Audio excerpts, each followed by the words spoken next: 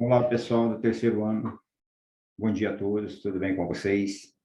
Uma satisfação estar aqui de volta com vocês, né? Para dar continuidade à nossa matéria, né? Nosso tema de pós-modernismo, literatura brasileira contemporânea, né? Então, eu vou compartilhar aqui a nossa aula para a gente dar início, né? Na nossa sequência, né? Então, vamos lá, gente. Pessoal, aqui está a nossa equipe de língua portuguesa, né? E a nossa sequência didática 16 em literatura contemporânea. Nesse tema, nós estamos estudando as tendências da estética da literatura contemporânea no Brasil, nossos principais autores contemporâneos, e na literatura comparada, nós estamos vendo o diálogo desses textos contemporâneos com outros períodos literários, com outros autores. Né? Então, lembrando vocês que é um tema extenso, né? A literatura contemporânea, o pós-modernismo, é uma tendência que nos traz muitos autores, né? Muitos textos, e nós estamos conhecendo um pouco desses autores. Os objetivos da aula: estudar as características, propostas e tendências da literatura contemporânea no Brasil, conhecer os principais autores e comparar textos contemporâneos, que nós sejamos capazes, né, de comparar textos contemporâneos com os de outros períodos literários. Aí eu pergunto para você: nós estamos fazendo isso? Estamos conhecendo os principais autores? Né? Estamos comparando textos contemporâneos com os de outros períodos literários? Creio que sim, né? É o que nós estamos tentando fazer. Nessa aula, a gente vai fazer um link com a aula anterior, né, para pegar o fio da meada, né? E depois nós vamos continuar vendo autores, lendo o texto desses autores e fazendo algumas questões de prova. E nessa aula, nós não vamos abordar exatamente isso, mas os autores que a gente trabalhar aqui, na próxima aula, a gente vai ver uma questão de prova. Pessoal, na aula anterior, na última aula, nós falamos sobre o Ferreira Goulart, né? Foi um dos autores importantes da literatura contemporânea, um escritor, poeta contemporâneo, crítico de arte, biógrafo, tradutor, ensaísta, e foi membro da Academia Brasileira de Letras. E foi um dos fundadores do neoconcretismo. Nós vimos também, na última aula, vimos um poema neoconcreto dele, né? Então, foi um dos últimos autores que nós vimos, que ele nasceu em São Luís, que é um dos maiores escritores brasileiros, uma obra social, radical, né? Então, ele é socialmente engajado, né? A obra dele é uma obra socialmente engajada, trata muito dos problemas sociais. Seu nome verdadeiro é José Ribamar Ferreira, e nós vimos a questão do engajamento político e social, vimos a tensão ideológica e psíquica, né? Fizemos, inclusive, a comparação, fizemos a comparação dessa literatura dele, que apresenta essa tensão ideológica e psíquica, com outros autores. A obra dele traz tensões vivenciadas pelo próprio autor, então a gente percebe um certo viés autobiográfico, né, nos poemas do Ferreira Goulart. E nós vimos também, na última aula, esse autor, Luiz Fernando Veríssimo, autor importantíssimo da literatura contemporânea. Vocês vejam que nós temos feras, né, na literatura contemporânea. Muitos autores bons, né, que eles vêm se consagrando, né, e a tendência é que eles sejam consagrados como os principais autores desse período, né, que um dia vai ganhar um nome. Né? A literatura contemporânea hoje, que ainda está acontecendo, é pós-modernismo, mas quem sabe um dia essa estética vai ganhar, nesse período, vai ganhar um nome específico, e esses autores serão considerados principais. Né? O Luiz Fernando, ele é romancista, cronista, humorista, né, cartunista, tradutor e roteirista. Então, o trabalho dele é multifacetado, um dos autores brasileiros mais lidos nos últimos tempos. Nasceu em Porto Alegre, nós comentamos, é importante a gente ter esse conhecimento geral, um conhecimento geral. Luiz Fernando Veríssimo é filho do Érico Veríssimo. E quem que é o Érico Veríssimo? Um importante romancista da prosa de 30. Então, quando nós estudamos a segunda geração modernista, a prosa de 30, no regionalismo, nós estudamos o Érico Veríssimo. Então, aí, depois dele veio o filho, Luiz Fernando Veríssimo. Então, aqui nós temos um autor da segunda geração do modernismo, e o filho dele, um pós-modernista, ok? E o Luiz Fernando Veríssimo, ele retrata com muito humor temas banais do cotidiano. Então, principalmente em Charles, né, nós vemos muito, e ele tem mini contos, crônicas, e tem umas obras importantes, né? Nós falamos de, por exemplo, o Analista de Bagé, né? Uma reunião de contos dele, de crônicas, né? Muito interessante. E assim nós vamos avançando, né? Autores pós-modernistas que merecem atenção. Nós já estudamos todos esses aqui, mais alguns, tem alguns até que nós estudamos nem estão aqui, né? Mas vocês vejam quanta gente importante, né? Quantos autores que merecem realmente a menção, né?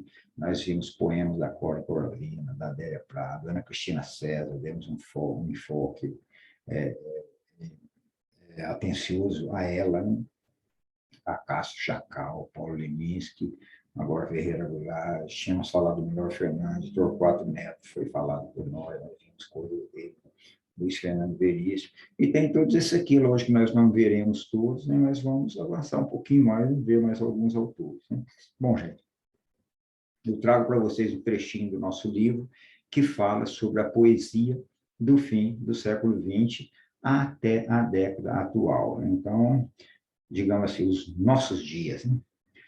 O grupo de poetas que surgiram nas décadas de 1990 e 2000 revela em sua produção influência tanto da poesia marginal quanto de grandes referências do passado recente da literatura brasileira, como Drummond, João Cabral e Manuel Bandeira. Então, vocês vejam que nós conhecemos todos, né?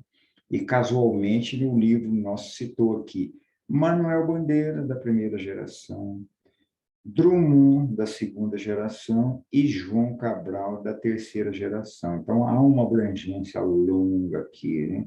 Lembrando que o Manuel Bandeira, sendo da primeira geração, ele continua trabalhando por muito tempo adiante, né? Mesmo quando os poetas da segunda geração já estavam trabalhando, o Manuel Bandeira continuava. E, além do mais, o Manuel Bandeira ele é até anterior à primeira geração. Então, é um trabalho bastante prolongado. Nós vimos também que o João Cabral de Melo Neto, da terceira geração modernista, é pós-modernista também, e ele continuou produzindo depois. Nós falamos que a terceira geração modernista foi de 45 a 60, aí nós estipulamos isso aí mais didaticamente, mas, na verdade, a terceira geração ela pode ser considerada pós-modernista e pode ser considerada que prevalece até hoje. Né? O Drummond, da segunda geração, foi um marco na poesia, né? Na nossa poesia. Bom, e os temas dessa poesia brasileira contemporânea, né, atual, são os mais variados possíveis, indo da vida nos grandes centros urbanos à discussão metalinguística. Então, é bom que nós pontuemos isso aqui, né? Porque nós estamos falando da influência da poesia marginal, da influência dos modernistas anteriores, né? Dos primeiros modernistas, e que os temas dessa poesia são muito abrangentes. Quando fala assim, indo da vida nos grandes centros, a discussão metalinguística, ou seja, passa por um monte de coisa aqui, né? E aí a discussão metalinguística é uma coisa interessante que eu tenho procurado dar para vocês atenção a essa questão da metalinguística, né? Porque é uma característica que é trabalhada na poesia muitos períodos literários, né? Desde lá do romantismo, parnasianismo, simbolismo, nós encontramos metapoesia, metalinguística, e eu não deixo de pontuar para vocês cada vez que aparece. E aí nós vamos pontuar de novo aqui. Observemos um poema relacionado a isso que nós lemos aqui, né? Os temas, né, e as características da poesia atual. Né? Então, observemos esse poema, O Encantador de Serpentes. Leamos. Por entre as linhas incautas da literatura, ideia insidiosa se insinua, como se sugerisse um outro texto mais vivo, extremo e verdadeiro, de uma verdade esguia e peçonhenta, a recobrir de visgo tua página, já quase impenetrável, felizmente. resta o recuo verdadeiro. Para, volta atrás, faz do palimpsesto papel vulgar. Agora continua, retoma a doce flauta da literatura. Então, aqui, gente, nós pontuamos um poema. De cara, nós já vemos que é um poema metalinguístico. Voltando aqui, vejam só. Por entre as linhas incautas da leitura.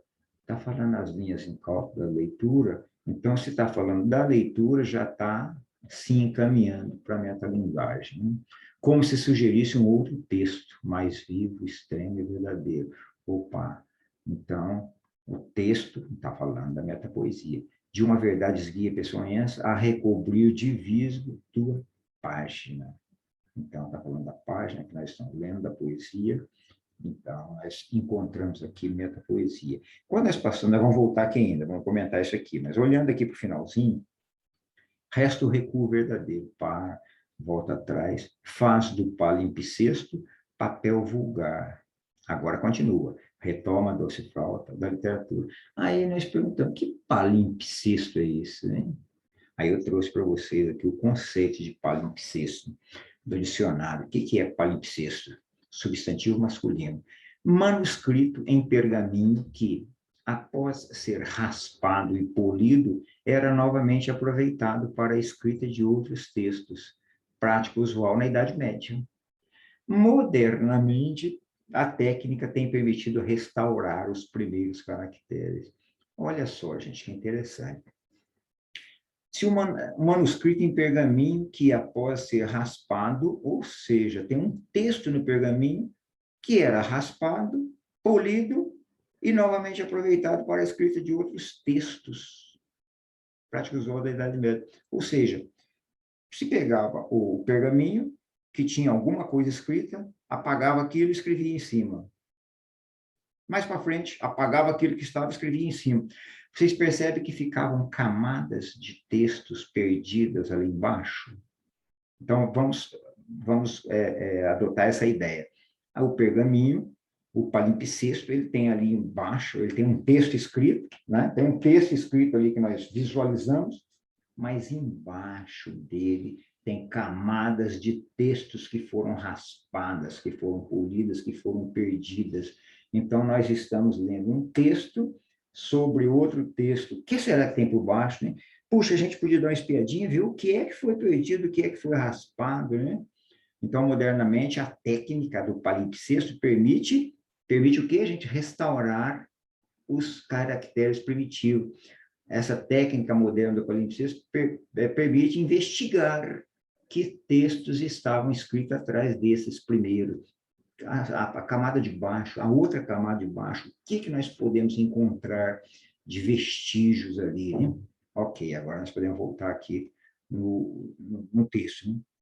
Veja só, por entre as linhas incautas da leitura, incauta significa sem compromisso, né? Uma leitura apenas por diversão, né? por passatempo.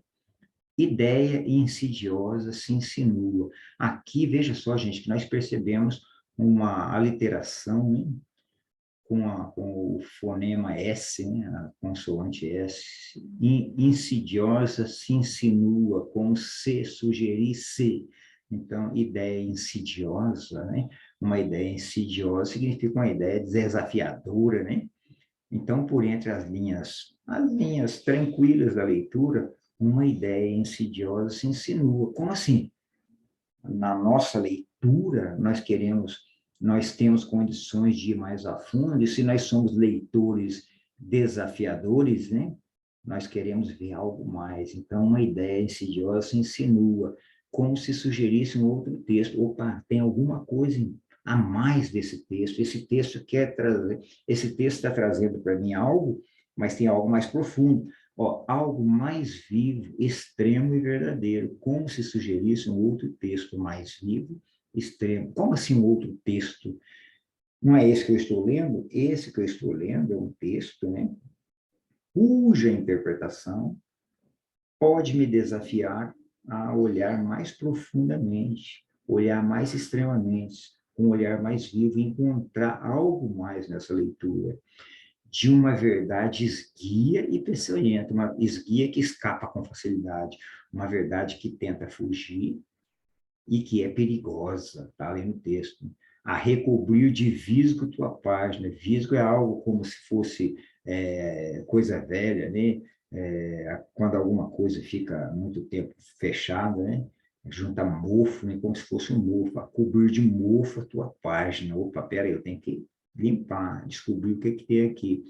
Já essa página, esse texto já está quase impenetrável, felizmente, né? Por quê? Porque ali embaixo tem uma verdade esguia e peçonhenta.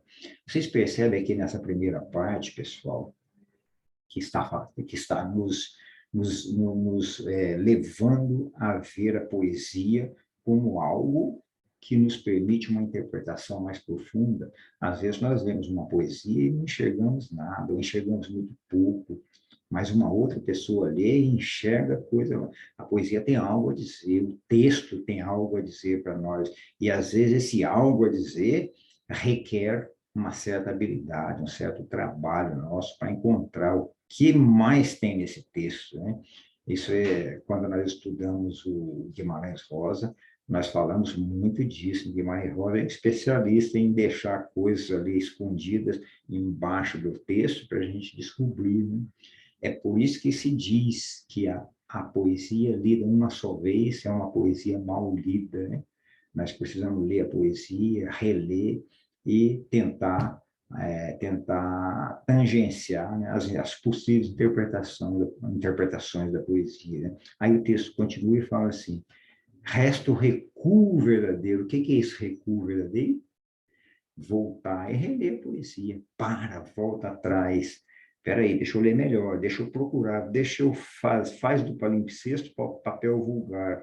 Eu quero pegar esse papel aqui, eu quero manusear ele, eu quero mexer, eu quero limpar, eu quero mexer nesse texto, raspar e ver o que está por trás dele.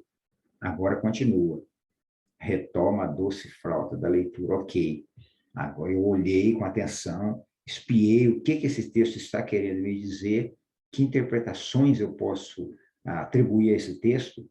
Aí, sim, retoma a doce flauta da literatura. O que é isso? A literatura cantando aos nossos ouvidos algo que nós não tínhamos condições, mas agora nós temos, porque nós lemos o texto com um olhar crítico, né? Então, nós temos o palimpsesto, e o que nós vemos nesse poema? Observamos um poema metalinguístico. Vocês percebem a metalinguagem sutil e profunda do texto? É isso, literatura contemporânea. Veja só, esse texto é de Paulo Henrique Brito. Nós nem estudamos esse autor, né? Mas é um autor pós-modernista, um autor contemporâneo, e nos traz um texto metalinguístico com grande profundidade. Okay? Então, lembra do texto do livro que nós acabamos de ler? Os temas vão da vida nas grandes cidades aos temas metalinguísticos. Aqui está um exemplo de tema metalinguístico. Então, o nosso livro, a teoria do nosso livro falou que a literatura contemporânea, com influência da poesia marginal e dos autores modernistas, trabalham esses temas do metalinguístico, a vida nas grandes cidades, ou vice-versa. Vamos ver, então, outro, e vejamos outro poema, O Asfalto, enfim. Se toda morte é descida, a morte mais dolorida é aquela com o corpo varado de balas, debruçado sobre o carrinho de construção que desce as valas da favela. Morte de cabeça para baixo, como deveria ter sido a vida inteira do moleque teimoso que, à força da bala, quis levantá-la do chão. Bom, gente, Donizete Galvão é também um autor contemporâneo.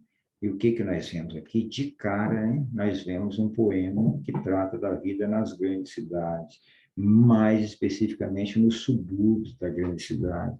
Observe uma sutileza no título, né? O asfalto, enfim.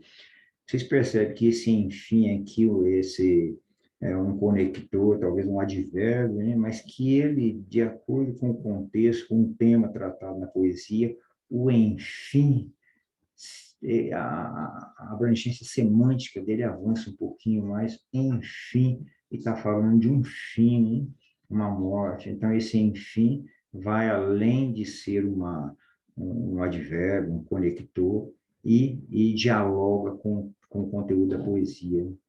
E veja só, gente, se toda morte é descida, né? E quando se fala de rua, né, de rua inclinada, né, então veja só, a morte é descida, e aqui o que ele vem falando, nós percebemos um cenário, a morte mais dolorida é aquela que o corporal de bala debruçado sobre um carrinho de construção. Quem já não viu isso, né? No subúrbio de grandes cidades, como nós vemos, por exemplo, Rio de Janeiro, aí ocorre lá um tiroteio, e alguém sendo transportado morto num carrinho de construção, que desce as valas da favela. A morte é descida e o carrinho de mão desce as valas da favela. Então, aqui o poema está construindo para a gente um cenário é quase cinematográfico, né? Que nós podemos, um cenário que nós podemos construir na nossa mente, hein? Aí fala que morte de cabeça para baixo, por quê? Descida, né? Na rua, como deveria ter sido a vida inteira. Como assim? Porque um moleque que perdeu a vida com uma bala perdida, né? O moleque deveria ter tido a vida de cabeça para baixo, porque vida de moleque, né? De fazer travessura, que a força da bala que levantá-la do chão. Então, nós percebemos aqui a força da bala tentando levantar a vida do moleque, né? Como se fosse uma vida de cabeça para baixo, né? Então, nós percebemos aqui um cenário, né? Um cenário que nós encontramos nas grandes cidades. Então, um poema que trata da vida nos grandes centros urbanos. Então, vimos um tema metalinguístico, um tema que trata da vida nos grandes centros urbanos, ok? De acordo com aquela teoria que nós vimos. Bom, e o nosso livro ainda fala o seguinte, na página 580. O conto. Com a estética modernista, o conto foi submetido a radicais transformações, sendo uma delas o enriquecimento temático. Do ponto de vista técnico, o relato objetivo e linear, com sua estrutura de começo, meio e fim, deram pouco a pouco lugar à simples evocação, ao instantâneo fotográfico. Então, no conto, ao invés de ter agora aquele conto com início, meio e fim, né, uma narrativa linear, ele permite agora a simples evocação, ao instantâneo fotográfico. O que é o instantâneo fotográfico? São flashes, né? Pequenos flashes que vão montando um mosaico. Ao invés de juntar tudo, fazer uma sequência, não. São flashes que nos dão ideias de evocações instantâneas, ok? Isso aí, então, é o conto contemporâneo, né? As mudanças que se vê nos contos contemporâneos. Vejamos um exemplo disso. Veja esse pequeno conto. Sem fôlego descansa. Fuma um cigarro delicado. Já é manhã. Pedala devagar para a casa da mãe. Uma garoa fina. Repete o café, 3 pães, cata as migalhas, puxa que fome. Exausto, desmaia na cama. De tardezinha, dorme ainda. Chegam os tiros. Na delegacia, bate a cabeça na parede. Eu amava, sim. Ela me traiu, só fiz por amor. Então, esse é um ponto de Dalton Trevisan. E aqui o que nós percebemos é exatamente esses flashes. Né? Vocês percebem que não há uma sequência, não há uma linearidade do texto. Sem fôlego, descansa. Então, ok, descansa. Fuma um cigarro delicado, já é de manhã. Flashes, né? Pedala devagar para a casa da mãe. Ele nem pegou a bicicleta, nem desceu, nem saiu da casa para pegar a bicicleta, já pedala. Uma garoa fina, traz algo do tempo, hein? Do cenário. Repete o café, 3 pães, cata as migalhas. Puxa que fome, fala, né? Aqui é a fala do personagem. Desmaia na cama, de tardezinha dorme ainda. Chegam os tiros.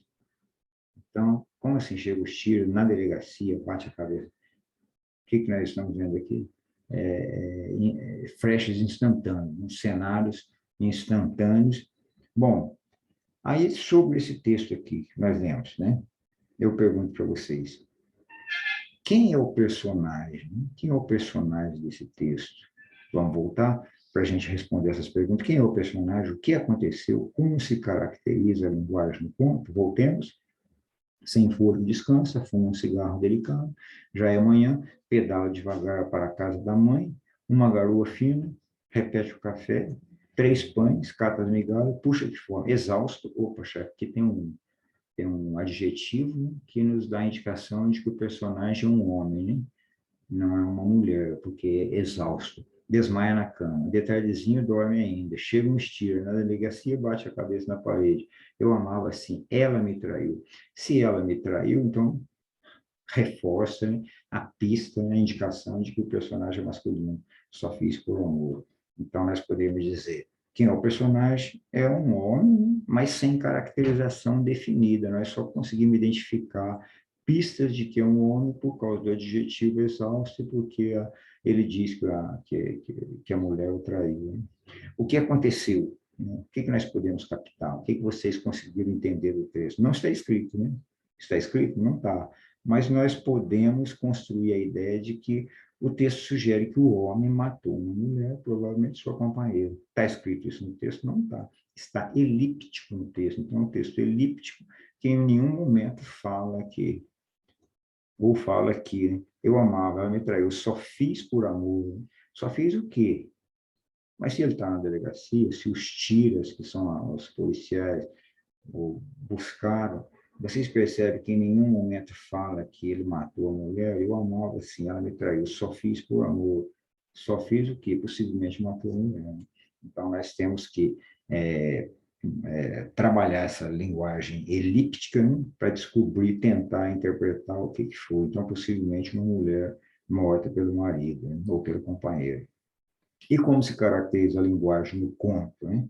Nós tínhamos, então, que é uma linguagem concisa, direta, objetiva, sem metáforas, e pela simplicidade como são descritas as ações, aproxima-se da linguagem cinematográfica. Né? Nós conseguimos reconstruir, através dessa linguagem, o cenário, o enredo do conto. Ok, gente? Então, isso aí são as características do conto, não as características de todos os contos, as características que passam a aparecer também nos contos contemporâneos, ok? Bom, esse conto é do Dalto Trevisan, como vocês viram aqui, Dalto Trevisan. E quem é o Dalto Trevisan? Dalto Gerson Trevisan, 1925, está vivo ainda. Alguns de seus livros foram traduzidos para o inglês, o espanhol, o italiano. Em 2012, Trevisan ganhou o Prêmio Camões de Literatura. Então, nós temos mais um autor importante. Ele nasceu em Curitiba, é considerado um dos maiores contistas brasileiros contemporâneos. É interessante que, assim como o Drummond, que nasceu em Itabira, falava muito de Itabira, escrevia sobre Itabira, na sua terra natal, né? O Trevisan também ele fala muito sobre Curitiba, tem obras inteiras sobre a sua cidade natal, Curitiba. Okay? A sua escrita é sintética e contundente, linguagem concisa e elíptica, como nós vimos. O que é uma linguagem elíptica? Ela não conta o que aconteceu, mas nós conseguimos reconstruir nas entrelinhas. Está escondido, né? No caso desse conto, a linguagem, o que está elíptico é o crime que aconteceu. Não foi falado em crime, não foi falado que matou a mulher, porque isso está elíptico. Nós conseguimos chegar a essa conclusão através do texto, ok? Narrativa direta e ágil, fica rápida, né? As relações humanas e sua realidade degradada e cruel. E o exemplo, nós vemos ali, né? As relações humanas e uma realidade degradada e cruel. Então, tudo isso aqui, todas essas características que nós podemos atribuir ao Dalto Trevisan, todas elas nós conseguimos captar nesse texto que nós vimos, né, do assassinato. Todas essas características. Okay? Bom, então esse é o Trevisan. Há algumas obras importantes dele, novelas nada exemplares, Cemitério de Elefante, 20 pontos menores, Mentiras e Verdade, O Beijo na Nuca. Aqui estão apenas algumas, porque tem muito, muito mais. Eu chamo a atenção de vocês para as datas. Né? Veja aqui, 1959, 64, 79, 98, 2014. Então, vocês percebem que aqui já deu mais de 50 anos de produção literária. Então, digamos assim, é um autor contemporâneo muito abrangente, né? Mais de 50 anos de produção literária, ok? É isso, gente. O Dalton Trevisan, nós encontramos sobre ele no nosso livro também, é o seguinte, Dalton Trevisan, o lirismo da perversão. Os contos do curitibano Dalton Trevisan são a síntese do desenvolvimento da prosa urbana na literatura brasileira. Suas personagens, a maioria das quais em situação de marginalidade, são porta-vozes dos dilemas morais e sociais do homem moderno, e sua narrativa brutal mostra o lado obscuro das cidades. É o que nós vimos naquele trechinho, né? Naquele poema, naquele mini conto que nós vimos, ok? É isso, gente. Então, tá no nosso livro, é o que nós temos no Trevisan. Vamos ver outro conto do Trevisan? Chove chuva. A fumaça da chuva sobe pela chaminé das casas e se espalha sobre a cidade. Um fio de silêncio cai de cada gota. A casa das formigas não tem porta. E quando chove, não se afogam. Piam milhares de pardais entre as folhas do chorão. Neste instante, há, no mínimo, 3.000 pessoas infelizes com o sapato furado. Orelhas de piados são puxadas por brincarem na chuva. Em cada lata vazia repicam os sinos da chuva. Asinhas encharcadas, filhotes de pardais caem das árvores e se afogam nas poças. Mesmo quando para a chuva, as árvores continuam chovendo. Gente, precisa fazer algum esforço para interpretar esse pequeno conto? Não. Um cenário de chuva que ele capta as coisas que acontecem durante uma chuva, né?